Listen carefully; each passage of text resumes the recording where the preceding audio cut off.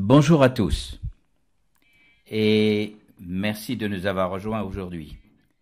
Je m'appelle Lise Kingo, je suis la PDG et la directrice exécutive du Global Compact des Nations Unies. Bienvenue à une conversation informelle sur le leadership dans la perspective de la Covid-19.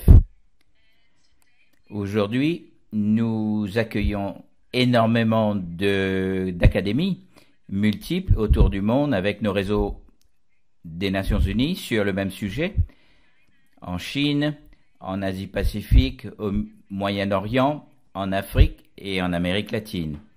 Et je voudrais vous accueillir aujourd'hui à la session européenne où nous avons un panel absolument remarquable. Alors, permettez-moi d'accueillir nos membres du panel, M. Frans Timmermans, qui est vice-président exécutif de la Commission européenne pour le deal vert, Olga Yerova, secrétaire exécutive de la Commission économique des Nations Unies pour l'Europe, M. Frans van Houten, c'est PDG de Royal Philips, et M. Victor Schmidt, qui est président exécutif de NetGuru. Donc, en février dernier, Global Compact a lancé un appel mondial pour la Covid-19, basé sur nos 10 principes universels pour offrir un cadre aux entreprises autour du monde pour qu'ils puissent prendre action contre la pandémie. Pour les employés, pour leur chaîne d'approvisionnement et toutes leurs parties prenantes. Et le secrétaire général, M. Guterres, a décrit la Covid-19 comme étant le combat d'une génération et la raison d'être même des Nations Unies. Et il a encouragé les communautés globales à construire mieux dans le cadre de l'agenda 2030 et de la COP21 de Paris sur la route du recouvrement. Donc, merci à tous nos participants aujourd'hui. Merci d'avoir envoyé des questions fantastiques. Avant cette session de webinaire, nous avons essayé de les inclure dans la conversation que nous allons avoir avec nos panélistes. Avant que nous ne commencions, je voudrais vous rappeler que nous avons une traduction simultanée de cette session de webinaire. Donc, vous pouvez sélectionner le petit onglet en bas français de votre écran. Nous sommes maintenant prêts à commencer et je voudrais demander à nos panélistes la première question. Quelles sont les leçons immédiates de la COVID-19 qu'ils ont pu recueillir et comment nous pouvons ramener ces actions pour construire un meilleur avenir pour l'Europe? Donc, Monsieur Timmermans, bienvenue.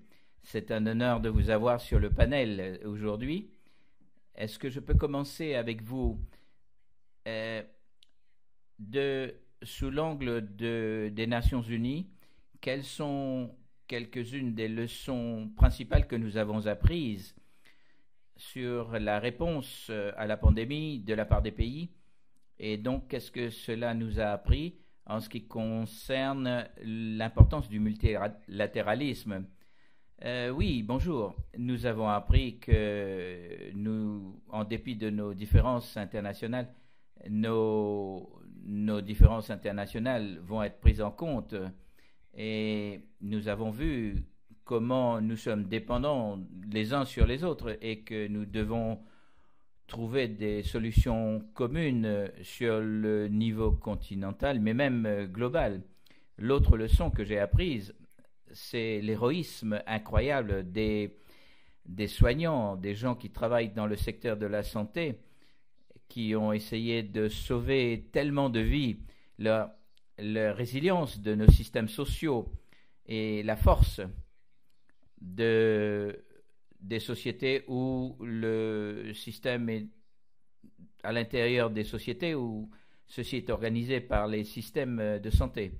Et puis, nous avons également compris que nous avons un problème avec notre environnement immédiat et nous devons trouver des solutions pour réduire notre vulnérabilité et trouver des solutions et nous renforcer à ce sujet.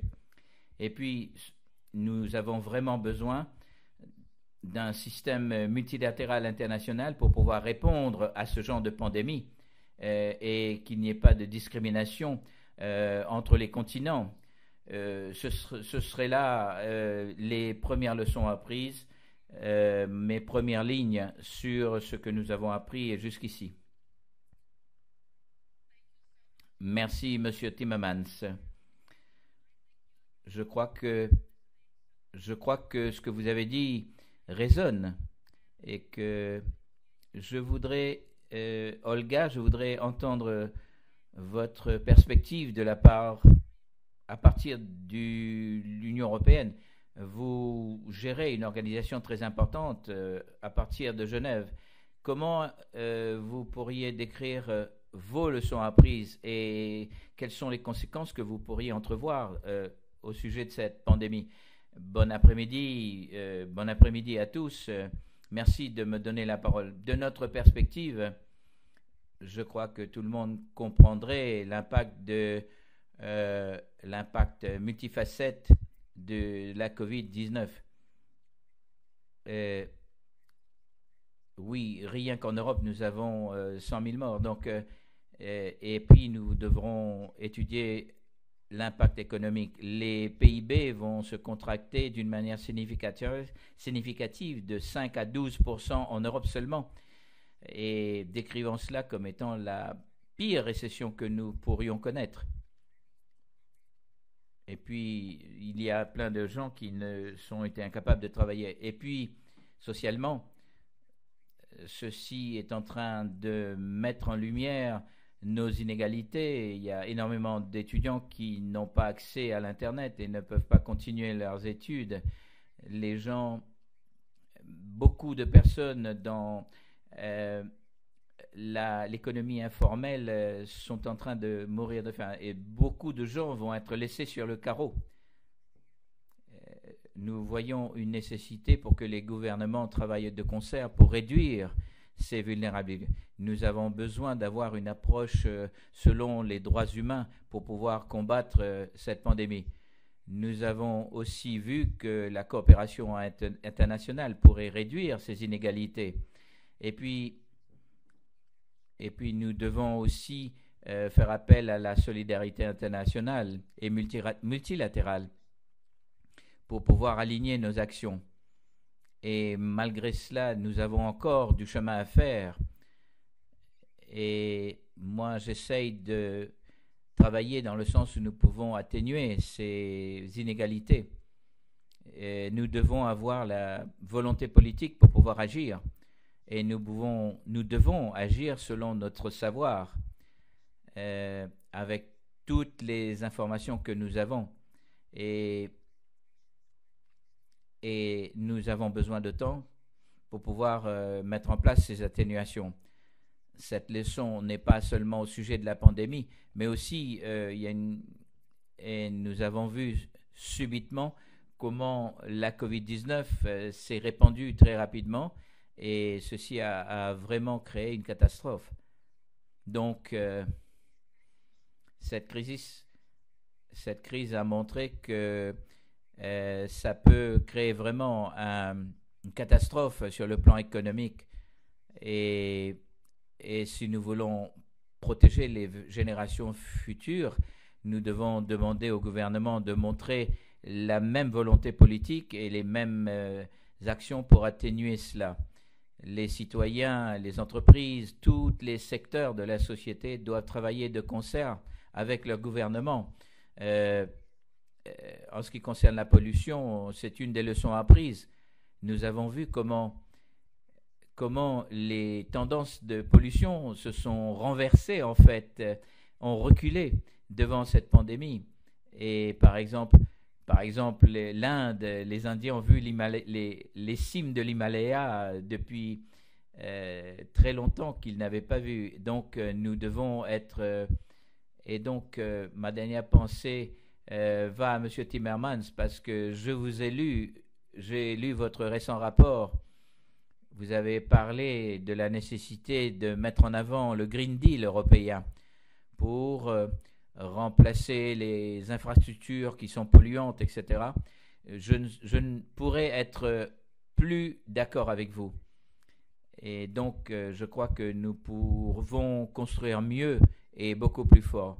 Donc, nous avons une excellente collaboration, mais et nous apprécions énormément votre soutien financier et nous sommes d'accord de faire encore plus avec vous, en collaboration avec vous. Voici un peu les leçons apprises de mon côté. Merci. Merci beaucoup.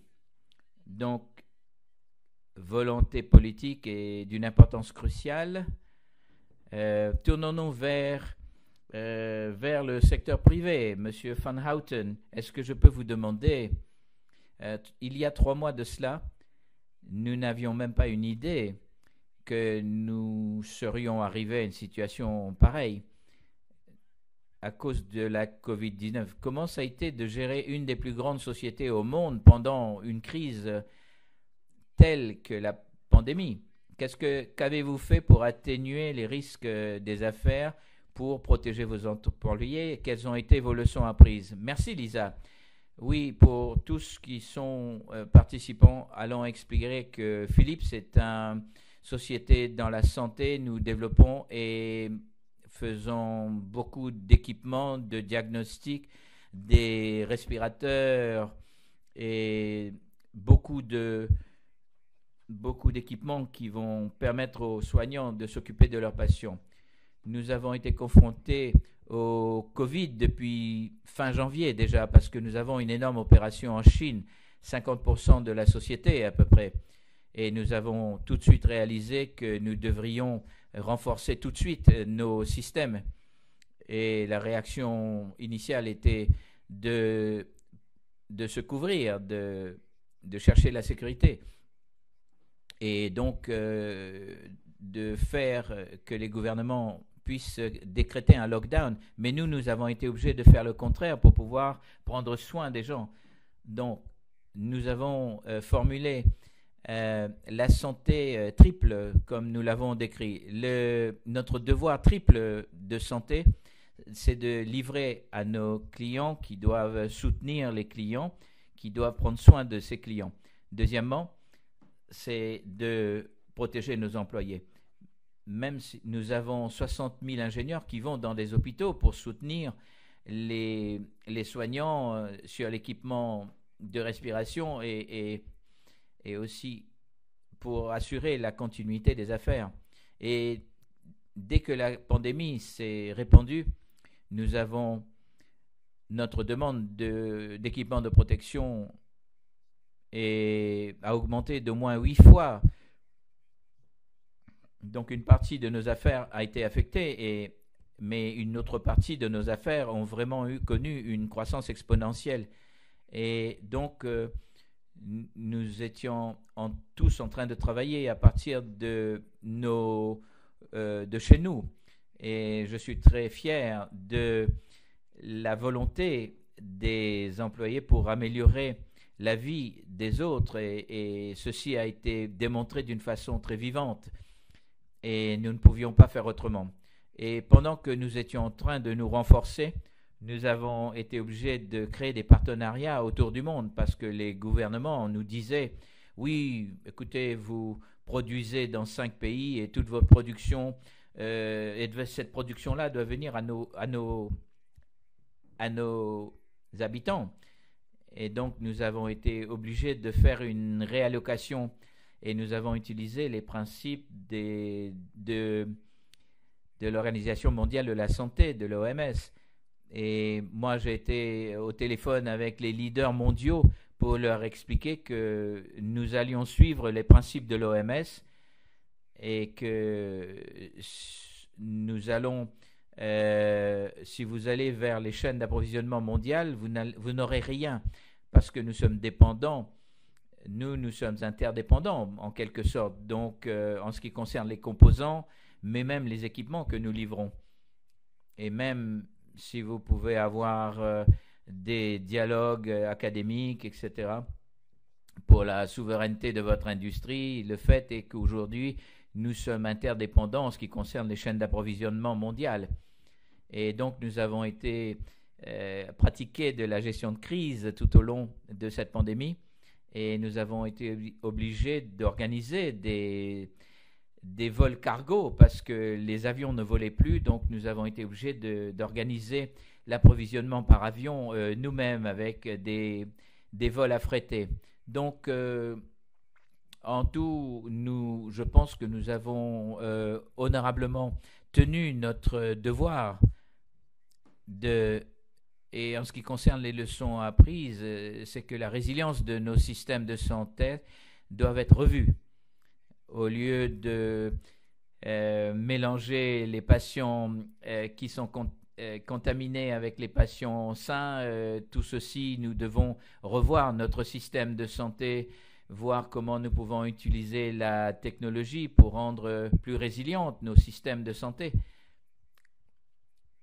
Et au fur et à mesure que nous allons avancer vers une nouvelle norme, nous devons avoir une discussion sur comment les systèmes de santé peuvent s'améliorer et peut-être pour pouvoir atténuer mieux et avoir un système de santé beaucoup plus résilient. Donc, c'est des moments absolument fabuleux, fascinants. Et donc, ça vraiment nous réconforte dans notre sentiment de sauver des vies. Et en fait, les ODD 12, 13 et 14 qui parlent comment est-ce que nous allons intégrer la durabilité dans nos systèmes et donc pour rendre beaucoup plus résilient notre société. Je voudrais m'arrêter là pour le moment. Merci beaucoup. Ça, c'est une histoire fantastique. Je peux déjà imaginer comment tous chez Royal Philips vous avez réagi lors de ces récents mois. Alors, Monsieur Schmidt, donnez-nous un peu votre perspective. Votre société est en plein dans la technologie, mais d'une perspective différente. Parlez-nous de votre société, ce que vous avez fait et quelles sont les leçons apprises depuis ces récents mois. Oui, nous avons aussi, dans une situation extrême, donc ce que cette pandémie démontre et accélère donc nos systèmes. Donc, nous sommes en processus de digitalisation intense. Donc, travail à domicile, travail à distance, automatisation de certains systèmes pour les rendre indépendants. Et donc, c'est comme ça que nous avons pu aider nos clients. Donc, dans ce sens, ce que nous avons essayé de faire, je crois que, et les leçons que nous avons apprises de là, qu'il fallait agir très rapidement. Donc, nous avons fermé nos bureaux et nous avons travaillé à domicile tous, à peu près une semaine avant le lockdown officiel. Et ce qui était important pour nous, donc, en ordre de grandeur, nous sommes beaucoup plus petits que Philips, bien entendu. Mais nous avons voulu aussi nous ancrer dans nos... Et nous avons donc amplifié ce que nous faisions et nous nous sommes renforcés petit à petit au fur et à mesure de la pandémie. Et ce qui est un peu différent de nos conversations de tous les jours, c'est surtout de ne pas céder à la panique. Et ce qui est important dans ce genre de crise, c'est de se précipiter et de sortir de notre zone de confort. Mais pour nous, par exemple, il était question, est-ce qu'on devrait collaborer beaucoup plus avec les solutions de gouvernement, ce que nous n'avions jamais fait auparavant. Et donc, nous avons pensé peut-être qu'il faudrait le faire et collaborer rapidement avec les gouvernements. Et pour nous, la leçon dans cela, c'est que beaucoup de ce que nous avons vu, donc il y a beaucoup de systèmes qui n'ont pas marché et donc certains ne pouvaient pas gérer cette crise. Mais nous avons réussi en vraiment nous ancrant dans notre culture, dans nos valeurs et nous nous sommes renforcés. Et bien sûr, nous avons été dans une situation tout à fait privilégiée dans ce sens en ce qui concerne les opérations journalières. et certains d'entre nous qui pouvons le faire, je pense qu'en nous vraiment ayant les deux pieds fermement ancrés, nous avons réussi à faire tout ce travail, et donc tout en gardant nos valeurs tout au long de nos systèmes, et vraiment renforcer ce que nous faisons de mieux chez nous. Merci, Monsieur Schmidt. Il semblerait que ce soit une excellente recette pour que tous, pendant l'avenir, que nous puissions nous ancrer dans nos valeurs. Donc, les choses bougent très très vite, et donc il y a beaucoup de entreprises qui commencent à réouvrir, même si beaucoup de pays dans le monde sont toujours en train et comment combattre cette pandémie en Europe. Et je crois que ça, c'est sur notre agenda maintenant. Donc, Monsieur Timmermans, je voudrais revenir vers vous parce que je crois que vous jouez un rôle tellement central pour créer le leadership pour l'Europe dans cet espace pendant que nous avançons. Est-ce que vous pourriez nous expliquer un peu plus en détail au sujet du Green Deal, le deal vert des Nations Unies, et donc pour construire mieux et plus fort dans l'avenir? Merci. Oui, nous avons le Green Vert parce qu'il y avait un soutien complet de la part de l'Europe. C'était une des questions où, à travers toute l'Europe, les pays ont été d'accord qu'il y avait une urgence pour agir. Donc, ce qui se passe, c'est qu'avec la pandémie, les priorités des pays ont changé. Les gens pensent aujourd'hui à leur emploi, leur sécurité immédiate, mais la crise du climat n'est pas effacée pour autant. Donc, il y a un écart énorme dans les investissements, que ce soit privé ou public. Nous devons vraiment faire des choix très difficiles sur comment sortir de cette pandémie, parce que l'argent est limité. Maintenant, nous devons nous mobiliser. La capacité d'investissement maximale que nous puissions mettre sur la table, et si nous le faisons bien au niveau européen, ceci pourrait nous donner vraiment une chance, mais ce sera une chance unique de pouvoir agir, parce que nous ne pouvons pas hypothéquer l'avenir de nos enfants et de nos petits-enfants. Donc, si nous voulons utiliser cette chance bien, nous devons le faire bien. Ce serait donc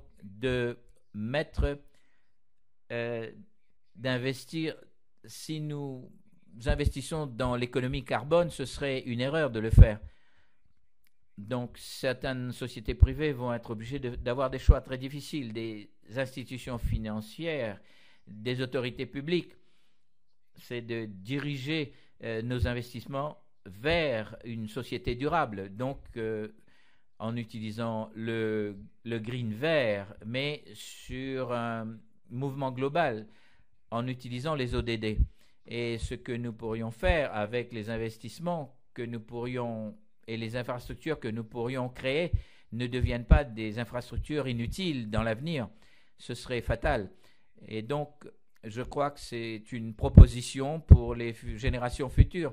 Ok, nous sommes en train de mettre un poids supplémentaire sur vos épaules, mais nous devons utiliser cette capacité pour transformer nos sociétés dans des sociétés beaucoup plus durables et beaucoup plus soutenables.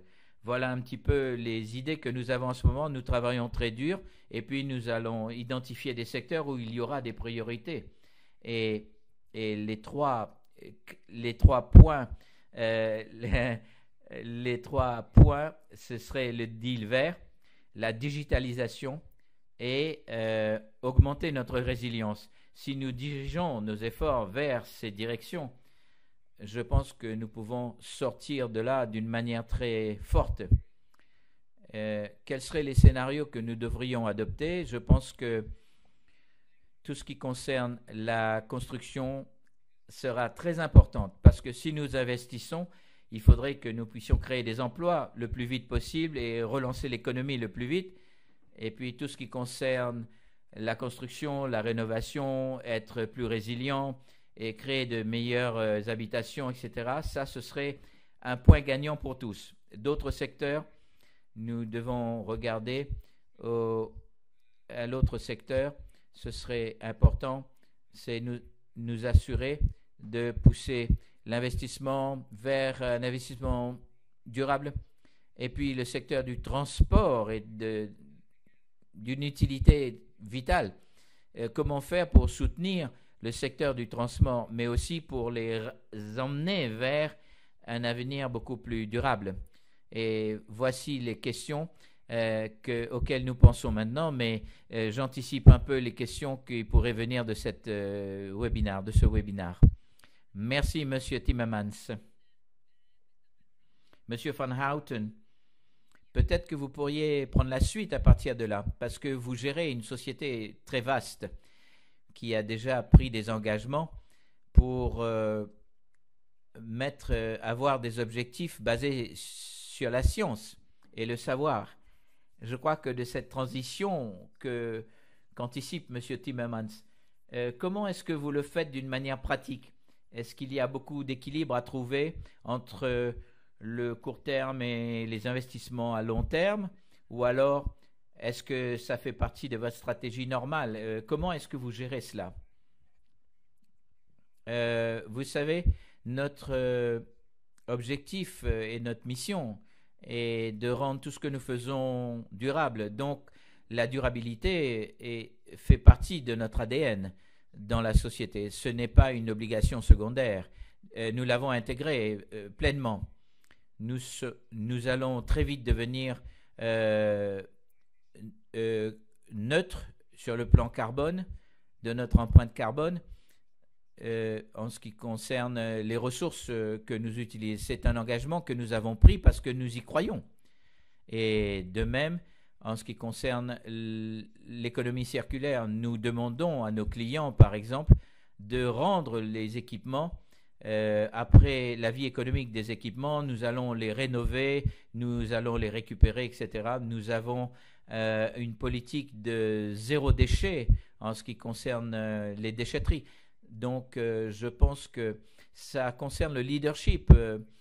Nous avons entendu cela de la part de Victor et de Franz. Nous avons besoin d'avoir des leaders qui se mettraient debout et disaient voilà la direction. Et nous pointons vers cette direction. Et je suis très convaincu que la pérennité ne doit pas être coûteuse. Donc, ça va devenir deuxième nature, mais ça va être aussi un booster pour nos profits. Et je crois qu'en ce qui concerne les tarifs transfrontaliers autour du deal vert, les sociétés qui ont le plus avancé vont se trouver avec un avantage certain. Je n'ai pas de problème non plus. Je crois que c'est très bien de réduire la chaîne de l'approvisionnement. Et je crois que je ne pense pas qu'il faille fermer les frontières pour cela, mais ceci va nous rendre beaucoup plus résilients. Je crois que c'est important d'avoir une certaine indépendance. Je crois que nous allons devenir une opération multilatérale, collaborative, mais nous n'avons pas besoin pour réagir de faire 3 fois le tour du monde en avion. Donc, nous regardons cela.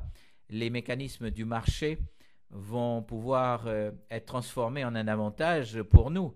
Et je crois vraiment sincèrement que l'innovation est une conséquence du bon leadership et les choix que nous faisons et tout en préservant nos valeurs. C'est ce que nous faisons chez Philips et ça marche très très fort pour nous. Et bien sûr, nous n'avons aucune hésitation à rester engagés sur cette voie. Donc, nous n'avons aucune hésitation. Nous ne disons pas, oui, nous sommes en crise, il faut stopper tout ce que nous faisons jusqu'à présent. Cette idée ne nous vient même pas à l'esprit. Nous sommes tout à fait engagés et nous devons avancer. Il n'y a pas à reculer dans notre ADN. Oui, c'est très intéressant d'entendre ça. Oui, Madame Alga-Yerova, en tant que secrétaire exécutif, le secrétaire général a vraiment dit qu'il faudrait que notre recouvrement garde en ligne de mire les accords de Paris, mais aussi nos objectifs 2030. Mais de votre perspective, comment est-ce que les 17 ODD peuvent être gérés d'une façon beaucoup plus ferme tout autour de l'Europe? Donc, pour en faire vraiment un ancrage, une fondation vraiment, c'est un agenda très puissant et ça demande énormément d'action et nous n'avons pas très bien avancé sur les objectifs de développement durable même avant la COVID. Donc, comment est-ce que vous voyez l'avenir de ces 17 points de nos ODD? Je crois que la pandémie a dévasté les économies et donc il y a des efforts de reconstruction énormes qui doivent être faits après, post-Covid, et avec raison. Le secrétaire général a visualisé cela comme étant une opportunité magnifique, mais nous n'avons pas besoin de retourner à nos vieilles mauvaises habitudes, mais nous devons travailler dans l'esprit des ODD. Les ODD nous offrent une ligne d'action sur comment prévenir certains développements qui ne seraient pas soutenables. Et donc, nous avons encore quelques années vers 2030 pour accélérer les objectifs de développement durable. Et ceci nous revient de vraiment prendre en compte et de faire une réalité de ces ODD. Et je crois qu'il faudrait reconstruire beaucoup mieux. Et ce que les pays vont faire, la commission économique va bien sûr accélérer l'intégration économique et aider les pays que nous avons fait depuis même au cœur de la guerre froide. Nous avons ramené l'Est et l'Ouest ensemble sur une collaboration sur des normes et des normes. Donc, nous devons travailler sur le transport, la facilitation du commerce, l'habitat, etc. Et ces objectifs demeurent plus pertinents que jamais. Et le besoin de la reconstruction doit être fait en ligne avec les ODD. Les gouvernements prennent des directives de beaucoup de secteurs différents dans leur reconstruction post-Covid et j'espère qu'ils prendront cette occasion pour vraiment prendre en compte les ODD. Et pour cela, les ODD nous donnent une motivation supplémentaire. Pourquoi? Parce que ça facilite la connectivité, ça soutient les pays vers la route du recouvrement. Donc, améliorer les ODD, ça veut dire que nous serons mieux préparés pour recouvrir de cette pandémie et des pandémies futures. Laissez-moi vous donner quelques exemples. Nous sommes une des 5 commissions régionales et nous donnons une politique plateforme à tous les pays. Donc, nous sommes multidisciplinaires, nous avons énormément d'expertise multisectorielle et multidisciplinaire. Donc, nous leur donnons à tous nos clients, à travers la collaboration de nos 56 États membres, et même au-delà de la famille beaucoup élargie des Nations Unies, nous sommes beaucoup plus forts que chaque pays indépendant. Donc, nous pouvons offrir un certain nombre d'instruments qui sont très importants et un cadre pour qu'ils puissent travailler pour ce recouvrement. Nous avons UNFC, donc ceci s'applique à tous les sociétés minières et le pétrole et pour réduire leur empreinte carbone et donc pour aider donc l'économie. Et puis l'ODD 7, l'ODD 10 sur l'infrastructure, ODD 13 sur le changement climatique. Et donc les gens utilisent cela pour gérer les matières premières qu'ils utilisent. Mais UNFC, donc dans le contexte de la COVID, ils sont là pour collaborer avec les hôpitaux. Donc, l'industrie européenne est très impactée par les importations chinoises et indiennes. Donc, en appliquant, et l'UNFC vient en aide à ces sociétés européennes et aussi pour le développement éventuel d'un vaccin. Pardon, excusez-moi, je devrais, oui, je voudrais parler de l'ODD2. Donc, trouver des moyens pour aider les chaînes d'approvisionnement alimentaire. Et ceci est très important de s'assurer que l'alimentation puisse suivre sans interruption. Donc, et Victor a mentionné la connectivité. Et lui, M. Timmermans nous a dit qu'il ne croit pas dans la fermeture des frontières. Et donc, pour nous, c'était très important. Nous avons essayé d'ouvrir des corridors pour que les produits essentiels et l'alimentation puissent traverser les frontières. Merci beaucoup. Merci beaucoup. C'est très bien d'entendre ces exemples concrets, comment les Nations Unies commencent à travailler pour créer des normes que l'Europe pourrait utiliser dans l'avenir. Donc, je reviens vers vous, Monsieur Schmidt. Vous gérez une société qui est en croissance rapide et vous traitez avec les objectifs globaux dans votre travail de tous les jours. Donc, vous venez d'être certifié par le BECO, mais ce n'était pas facile à faire. Donc, dites-nous à quoi ressemble une société moderne et très rationnelle. Donc, comment est-ce que vous allez construire votre société pour construire l'avenir? Nous sommes dans un espace qui a énormément de privilèges.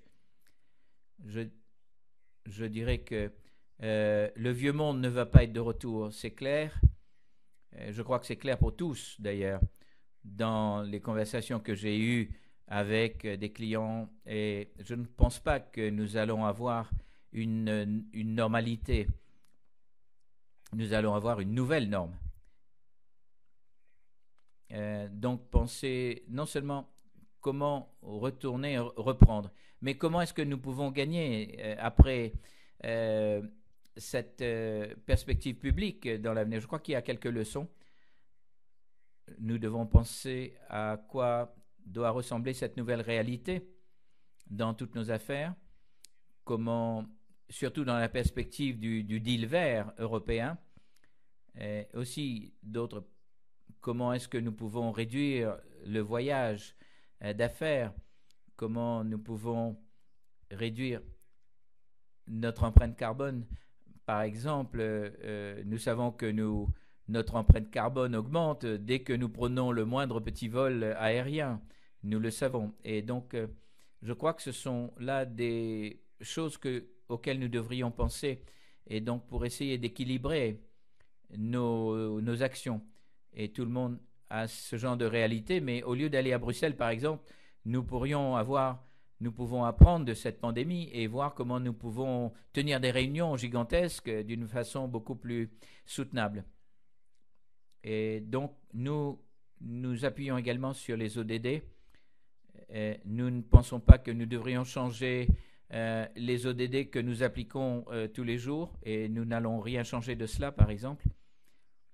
Et je crois que c'est quelque chose, je pense qu'en tant que communauté européenne, nous devons avoir ce genre de discussion, comment nous pouvons changer certains espaces de travail, comment nous allons recouvrir de cette pandémie. Et depuis la création des Nations Unies, je pense que l'Union est de plus en plus forte, malgré les pandémies et les chocs qu'elle subit. Et je crois que ces leçons apprises, nous devons, comment est-ce que nous pouvons appliquer, comment nous pouvons rendre plus fort nos entreprises, nos systèmes de gestion, et donc pour pouvoir avoir vraiment un résultat beaucoup plus positif à partir de maintenant. Oui, excusez-moi, si je suis honnête. oui, nous progressons. Une des zones où nous étions très très faibles, c'était le voyage d'affaires. Donc nous avons une addiction vers le voyage aérien. Donc, et là, nous avons réalisé que la société peut fonctionner parfaitement sans prendre un seul avion. Et je crois que nous allons massivement réduire nos voyages aériens à partir de maintenant. Je crois que je vois que là, dans les chats Zoom que j'ai suivis, que nous devons changer notre comportement, mais nous devons enlever les incitations sur le pétrole, par exemple. Donc, en tout cas, le voyage d'affaires serait un bon secteur pour vraiment assumer son leadership. Donc, Franz, merci. Laissez-moi saisir la balle au bon parce que nous arrivons vers la fin de notre conversation. Et je pensais que ce serait bien si chacun de vous pourrait partager votre vision sur quel genre de leadership dont l'Europe aura besoin dans l'avenir. En un sens, c'est bien de regarder le passé, mais comme M. Schmitt le dit, mais l'Europe a toujours rebondi plusieurs fois dans son histoire. Mais comment est-ce que nous pouvons nous assurer que nous allons encore rebondir et ne pas retourner vers le passé, la normalité passée, et plutôt que de nous avancer vers une nouvelle normalité? Quel genre de leadership dont nous aurons besoin et quels seraient vos conseils à nos participants qui sont sur cet appel aujourd'hui? Monsieur Timmermans, nous commençons à vous. Ah oui, ça c'est un vrai défi. Je dirais qu'une chose que nous devrions faire en tant qu'Européens dans nos sociétés, et je crois que ce n'est pas seulement en Europe, c'est le fait que nous sommes vraiment frappés par le hasard moral, je dirais. Il y a un manque de confiance entre nous, entre les nations. Et ça, c'est une conséquence directe de crises précédentes que les gens ont pensé qu'ils ont été ignorés, ils n'ont pas fait partie des solutions. Donc, si nous voulons que le leadership soit un leadership à succès, il ne faudrait rien laisser sur le pavé et laisser personne sur le bord du chemin, et nous devons nous assurer que nous puissions connecter nos sociétés vers nos valeurs fondamentales, parce qu'il y a des sociétés qui commencent à éviter d'autres et créer des petits groupes. Le risque que nous courons en Europe à cause de cette pandémie, combinée avec les changements tectoniques qui ont eu lieu à cause de... Le changement arrive de tous les côtés, de toutes parts. Et donc, nous avons un défi existentiel. Et nous avons compris que nous sommes au niveau nous sommes confrontés avec la pandémie, et ce ne serait pas probablement la dernière pandémie auquel nous aurons à faire face. Donc, nous devons nous assurer que nous avons un plan pour l'avenir basé sur une approche inclusive, et nous avons besoin aussi de défendre la démocratie et l'état de droit, de nos sociétés, parce que sinon l'autoritarisme va abuser de la situation et vont saisir cette opportunité pour nous dominer. Je crois que je serais en droit de dire que dans cette crise, nous avons vu que nous ne pouvons pas résoudre ce problème avec une rhétorique populaire en ignorant les signes avant-coureurs. Donc, des faits, en mettant la science, mais plus que tous, mais en créant des partenariats avec les scientifiques. Et je pense que là, ce sera le leadership qui va vraiment nous donner les résultats dont on a besoin. Merci, Monsieur Timmermans. Ça, c'est un agenda rempli. Monsieur Schmitt, quelle est votre vision d'un vrai leadership pour l'Europe, pour l'avenir? Je crois que j'en ai déjà parlé, mais je crois que je, je crois que le leadership va devenir aussi un leadership beaucoup plus digital, numérique. Je crois que ce soit d'une manière interne ou externe, je pense que nous allons énormément prendre des décisions en ligne. Je crois que ce n'est plus du tout l'affaire des millénials comme on pouvait le croire jusqu'à présent. Je pense que ceci va... Je crois que nous allons avoir une communauté connectée d'une manière beaucoup plus élargie et pas nécessairement avoir des bureaux. Je crois que cette idée va rester avec nous bien après la post Covid-19, ce qui pourrait avoir un impact énormément sur beaucoup d'autres secteurs. Merci, Monsieur Schmidt, pour cela. Euh, Olga Algaïrova, le leadership, d'après vous, Madame. Oui, nous avons touché pas mal de facteurs importants. Je crois que le leadership post-Covid-19 va être conscient de notre crise de vulnérabilité. Nous devons être mieux préparés aussi et travailler vers une transition d'une économie inclusive et une transition vers le carbone zéro, l'objectif carbone zéro. Et tout ceci est nécessaire.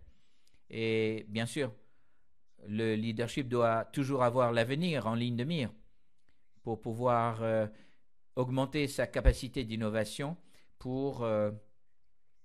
et puis UNEC peut aussi soutenir les gouvernements à faire ces transitions, mais le plus important, rappelons-nous que nous sommes ensemble dans cette pandémie. Nous devons créer la confiance multilatérale, mais sans collaboration, les pays vont travailler en passant à côté des synergies possibles. Donc, nous devons faire usage de ces plateformes collaboratives à l'UNECE. Nous sommes à votre service et avec de la solidarité, nous pouvons avoir un meilleur avenir. Merci beaucoup. Monsieur Van Houten, alors le leadership, ça ressemblerait à quoi pour vous? Oui, Europe représente 500 millions de personnes. Ça fait une grosse communauté. Nous devons les inspirer. Et pour le faire, nous devons avoir des visions claires sur notre chemin. Et nous devons être compétitifs et nous ne pouvons pas nous tenir à des vieux concepts et penser que nous allons changer. Et nous devons vraiment prendre l'avenir à bras-le-corps avec le digital, avec l'intelligence artificielle. Donc, et c'est un défi énorme, comme Franz Timmermans l'a dit, mais je pense que nous pouvons avoir vraiment un avenir tout à fait fascinant. Merci beaucoup à vous tous et votre interprétation du genre de leadership dont nous aurons besoin pour l'avenir. Merci beaucoup pour avoir passé un peu de votre temps avec nous aujourd'hui. Et maintenant, je suis vraiment impatiente de voir comment toutes les autres parties du monde vont anticiper l'avenir. Mais merci beaucoup à notre panel tout à fait formidable et fantastique. Et je voudrais aussi vous inviter à notre webinaire Académie jeudi qui va parler des chaînes d'approvisionnement, qui va parler vraiment du transport maritime. Et nous allons également parler de notre objectif de changement climatique à 1,5. Merci à tous les participants qui nous ont rejoints sur ce webinaire et venez nous rejoindre pour notre 20e anniversaire de notre sommet le 15 et le 16 juin prochain où nous allons débattre de comment nous allons créer un avenir beaucoup plus fort et plus sain. Merci beaucoup.